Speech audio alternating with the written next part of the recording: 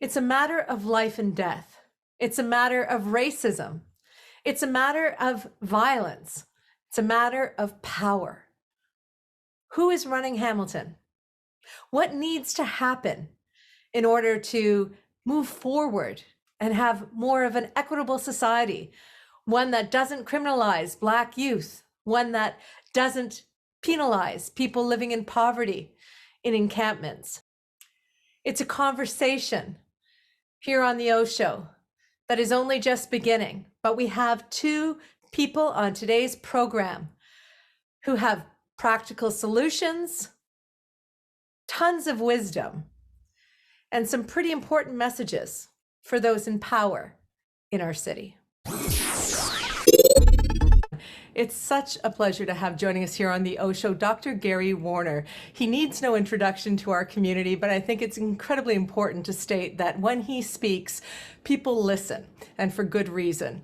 And recently, Dr. Warner decided to write a letter and make it public to City Council regarding the events at J.C. Beamer Park and in front of the Hamilton Police Station. And so, Dr. Warner, thank you for being on the program. And may I just start by asking, what prompted you to take that step and to write that public letter? I watched the video of the confrontation between the police and the young people who were basically defending people who are homeless and articulating their defense.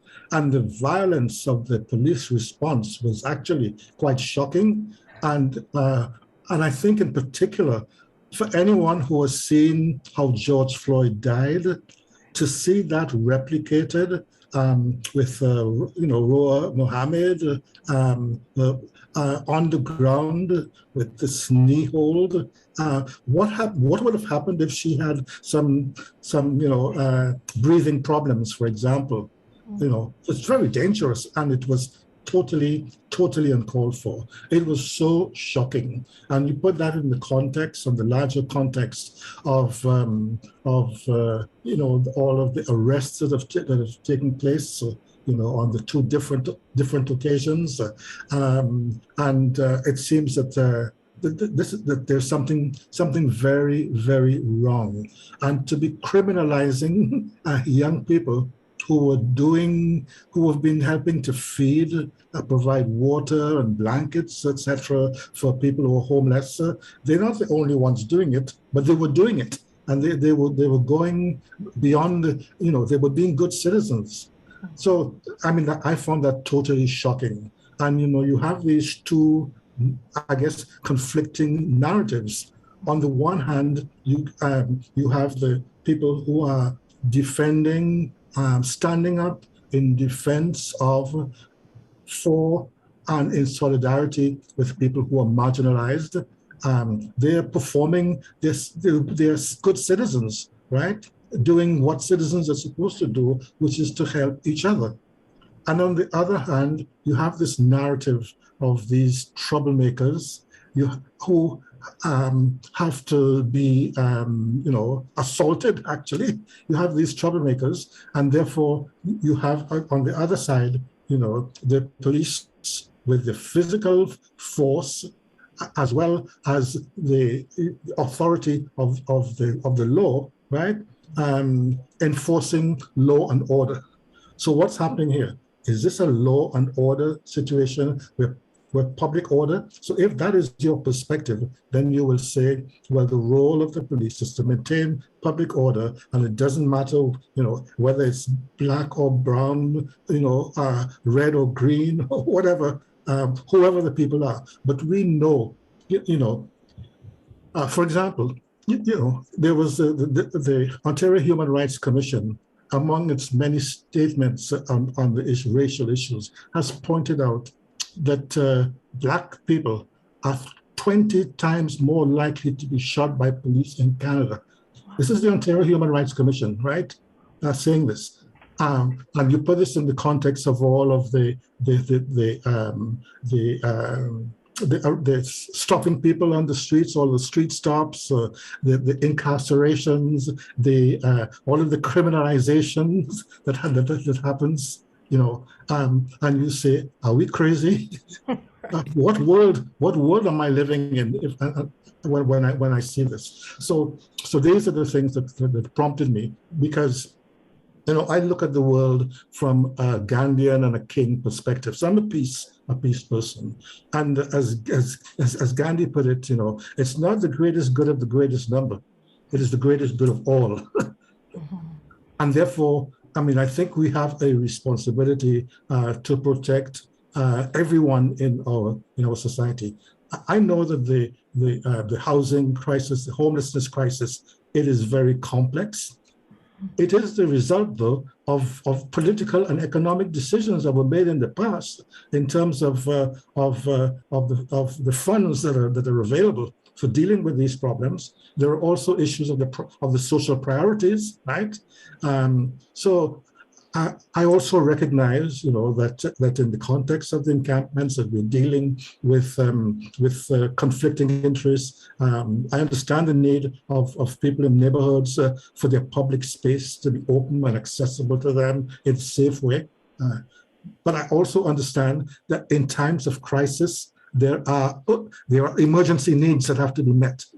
So that those tents, if we can work out arrangements, as there were arrangements that were made so that we can balance these things. But the bottom line is that we really have a crisis, a severe crisis on our hands, and I think that we need to approach this from a collaborative standpoint. So there should be no sort of authoritarian decisions, taken. The homelessness crisis is, we all know. You read the stories in the Hamilton Spectator today, which, again, reminding us of the complexity that, these of people who, but each person is a sacred person. That's my starting point. Each person is sacred, and therefore, we have a collective responsibility to deal with those situations. And these young people have not just on those particular days, but over a long period of time have been acting as good citizens. And to see them therefore treated with this excessive violence is just disappointing, is disheartening, and is unacceptable. And therefore, I felt it was my responsibility as a citizen, and then also as a member of the Black community, to speak up. So, because silence is complicity. So to say nothing. So you wouldn't have seen me, you didn't see me at the press conference. I didn't go because, I'm 81 years old. I have, health issues. But I did contribute to some of the statements that were made, but I felt that I needed to make my own statement and to make it public. So that's my short answer. Well, it's a great answer because, like I said, it's not always that you would weigh in, and on something this important, your letter certainly got noticed. And you called for things specifically within the letter, Dr. Warner. You called for an inquiry into the police actions at J.C. Beamer and in front of the police station that day. But you also called on the city to have enlightened social policy, the Gandhi way of looking at how are they seeing their citizens. And there was an op-ed, I'm not sure if you saw it this week, from her name is Maynard in the Toronto Star. Robin Maynard. Robert Maynard.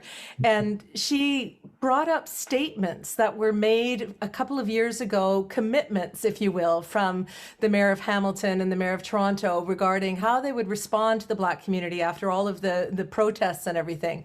And she seemed to see that there was not actually living to those commitments, but rather the opposite taking place in Hamilton and in Toronto as well. But just speaking to Hamilton, is that what you've observed, that there have been commitments made in good faith, but they haven't been acted on, and we're getting to this more authoritarian, or we're falling further away from that enlightened social policy?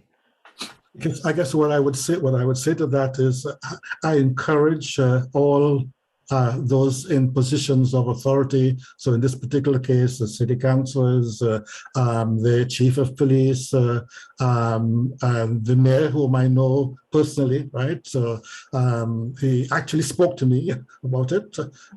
So I encourage them to listen, to the voices of those who are speaking who understand what being marginalized is, to listen to those voices. And I would say that I really encourage those people in those positions to win trust. You have to show that you can put yourself in the shoes and in the situations of the people who have been marginalized, whom I'm sure in their heart of hearts, they will say that I understand and support, but it takes an extra effort. It takes an extra effort to really make that step and to resist, if you like, being reactive. Because once you react, you're in the wrong mode. So to take the step of being uncomfortable, we all say, of being uncomfortable, and listen carefully and be moved by what you hear, and collaborate. And I think that dealing with these kinds of issues, that we have to be not confrontational but collaborative in our approach. So that would be my. So I guess rather than throw punches, my approach would be to say, listen to the voices. And I think that although that I speak as someone who has privileges, right, because of my social position, but at the same time, when I walk down the street, I can be accosted like any other Black person. I'm no different, right? So I can understand, I can speak therefore from the position of the marginalized as well. I say listen to those voices, and make sure that you collaborate, and make sure that you do everything possible to really be attentive to the welfare of all, as Gandhi would put it. Therefore, we have to go out of our way. So this brings us, to the issue of defunding, for example. I'm not in favor of getting rid of the police, right? That's not my position. However, I think that you have to look seriously at budgets, and you have to see, to prioritize.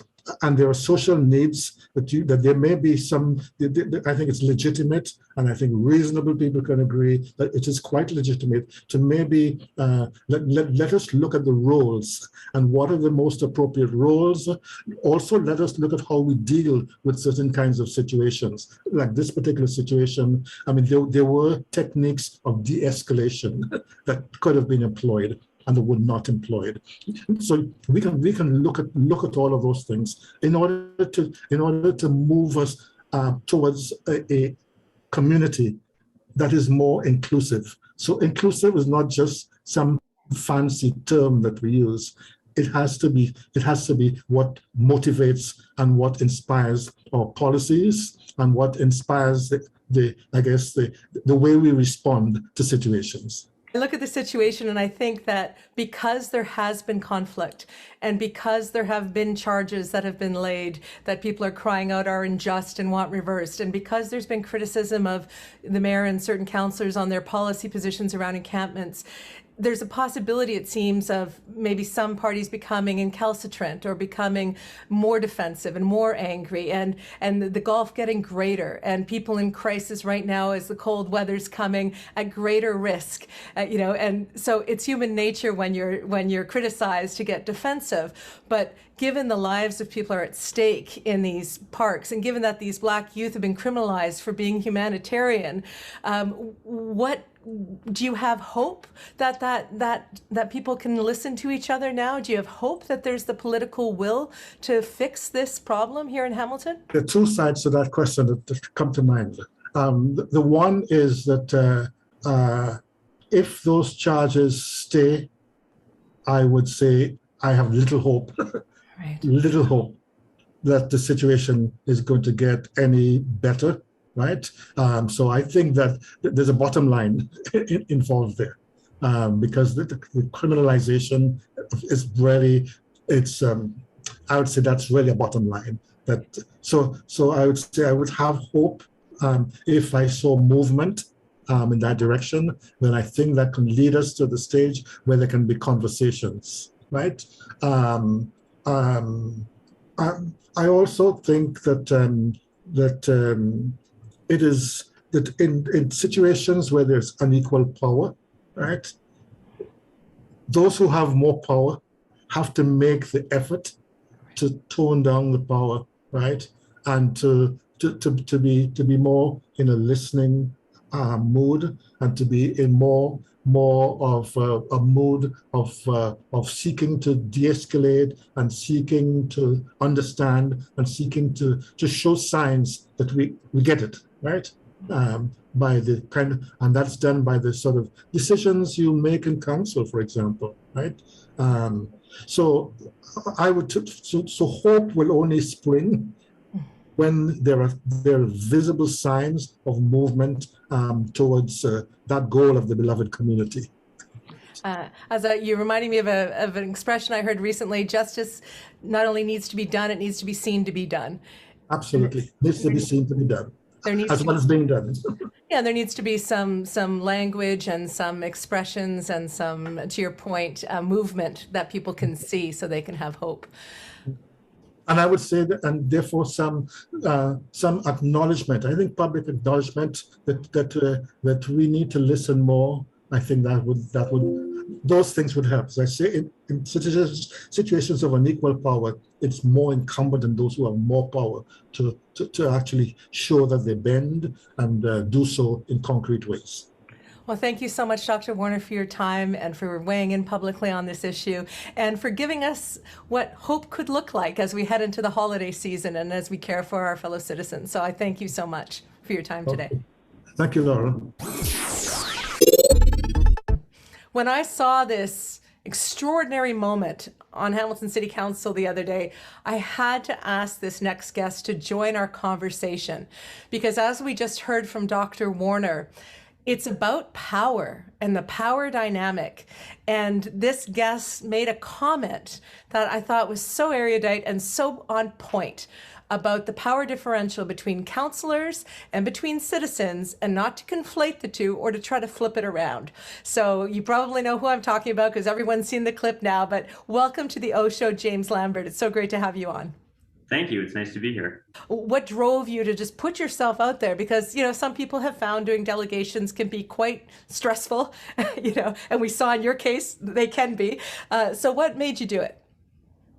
I think really at some point, rage outweighs trepidation. And in this particular case, the city has been pushing a narrative now for quite some time about encampments and about the opposition to their policy that I felt really needed to be challenged. I think that these delegations were more about speaking to the public than they are about speaking to councillors, as we saw in Councillor Whitehead's response to my delegation. Many members of council, I think, are unreachable in a certain sense, but I think that the general public really needs to be informed about just what the city is doing to unhoused community members. And so that was a large part of my motivation to speak that day.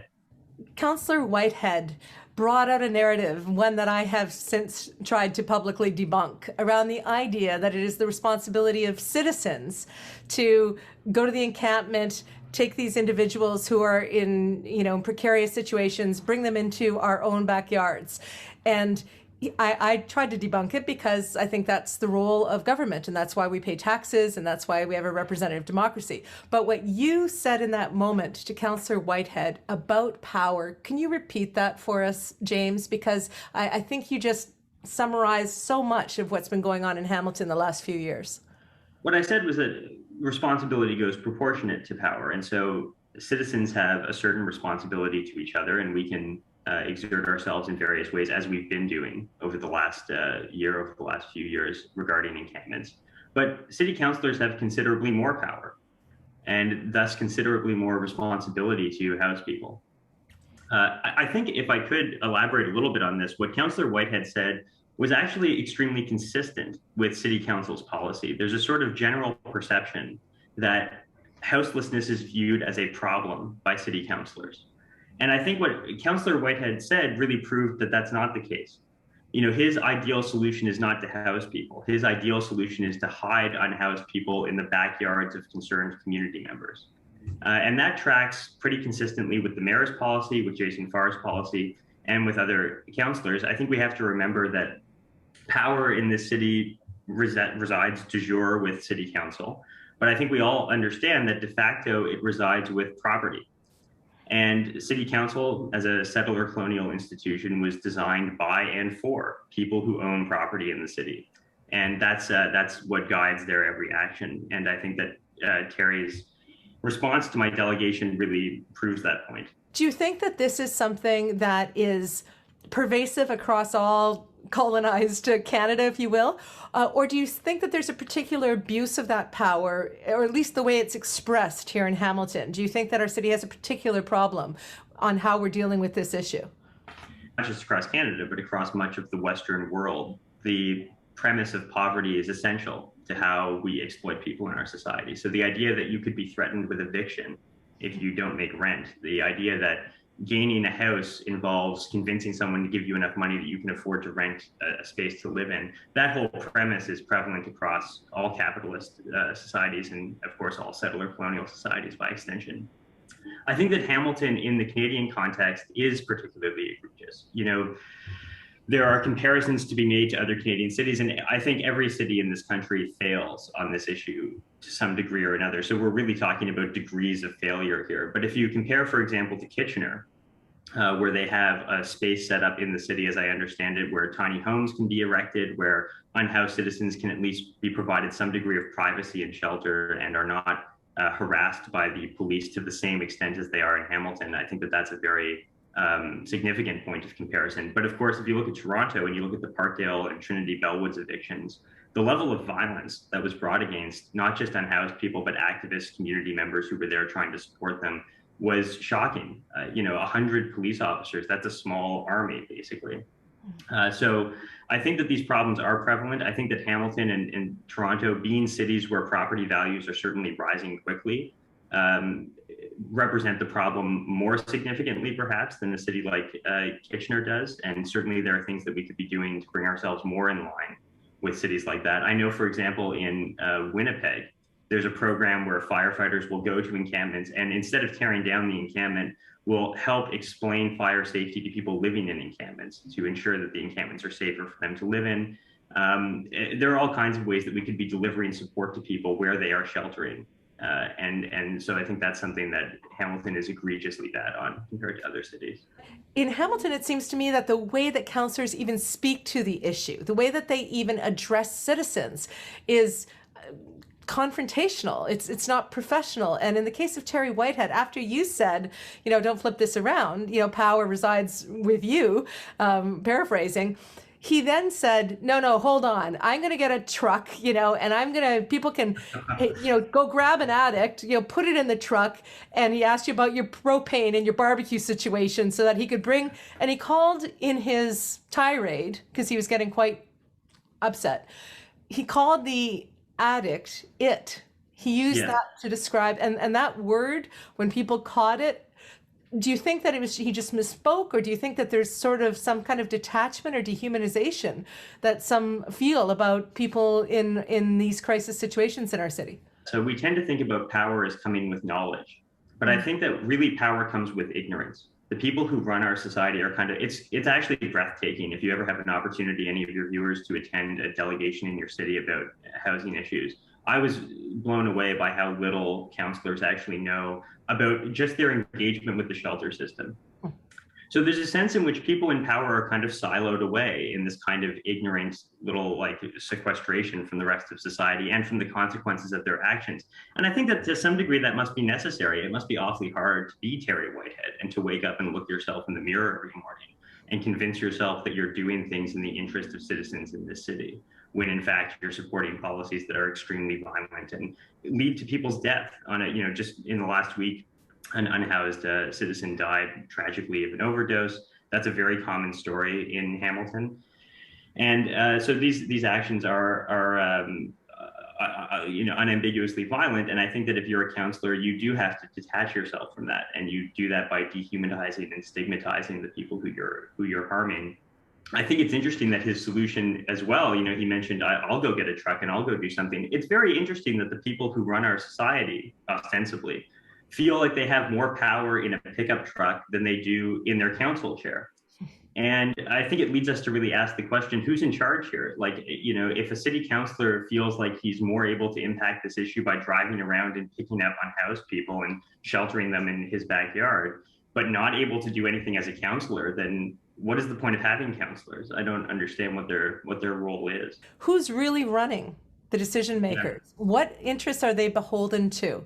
What is their decision making matrix? What are they considering before they weigh in on things like the urban boundary expansion, like questions around the enforcement of these encampments? Are they operating off of their own principles? Are they reflecting the people they're said to represent? Are they reflecting the demands of their donors in campaigns, which we've seen in the history of Hamilton? We had Don McLean on from Citizens at City Hall Catch, and he said since the 90s, they've been tracking developer donations to councillors, right? So, who is running Hamilton? Who's running any of the country? I feel like this question could be applied equally well at most levels of government. Certainly it's true provincially and it's true federally. And I think that to sort of take a stab at answering at least part of the question, I think we can take politicians at their word to a certain extent. Politicians want to get reelected. If I'm a politician and I really believe subjectively that what I'm doing is good for society, then of course I need to get elected to do that. And getting elected in a country like this relies on you courting the moneyed interest in the country. So it's a lot easier to get elected in Hamilton if you have rich friends who are out there beating the drum on your behalf. And on top of that, once you're elected as a councillor, the kind of options that are available to you, because in this country, we just take it as an axiom that a house is an investment, not a place to live. You have to now, as a politician, work around that. And really that makes the problem impossible to solve. If we treat a house as an asset, then the moneyed interest is for the value of property to rise and for housing to become less accessible for the rest of us. Certainly millennials are going to be one of the first generations in this country where very few of us are going to be able to afford any kind of home ownership. And so the gulf between property owners and renters is growing rapidly. And I think that that's exactly consistent with the interest of property in this country. And that really plays a major role in influencing how politicians make their decisions. So to a certain degree, Terry Whitehead is right. I mean, even though de jure they have power, de facto, they're very limited in how they can exercise that power. And I think that that's why it's important to mobilize and speak to citizens. At the end of the day, real power in this society rests with all of us. If we really do live in a democracy, then all of us being informed about these issues, we can pressure politicians more than moneyed interests can at the end of the day, if we are organized and if we are informed about the issues. We've seen with the Stop the Sprawl movement, 18,000 plus citizens spoke loudly, and the cacophony drowned out some of the paid campaigns by the development industry. Absolutely. And so I take from that example some hope, and some other examples we've seen, the Red Hill inquiry that's coming, that was something we had to really push hard for as citizens to get, and hopefully that will shed some light on what's been going on at City Hall. But as I asked Dr. Warner at the end of our interview, do you have hope for the city going forward, for equity and for justice and for this situation to ameliorate? And if so, what gives you that hope? I really draw my hope from people like Sarah Jama, from people like Sabrina Dahab, from organizers for HESN, for DJNO. I draw a lot of hope from people like Marcy at Keeping Six, people in the community who come out and are committed to this process of organizing and getting educated about this issue and talking to their neighbors about it. And I think that that's the political movement that we need, not just on housing in this country, but on a whole range of issues. You see it with Hamilton 350, which is an environmental activist organization that's doing excellent work in the city. So I think that that's the sort of wellspring of my hope. I don't think that we should invest too much hope certainly not in the politicians who are currently sitting on city council. And I think that if there is any hope to be found in politicians, it will be from those politicians who are elected as a result of a grassroots political movement, not as the result of the donations of property developers and owners in the city. Thank you so much, James, for being on the OShow. You and Dr. Gary Warner are the voices people trust on the issues that they care about, and it's such a pleasure to have you on the program. Thank you.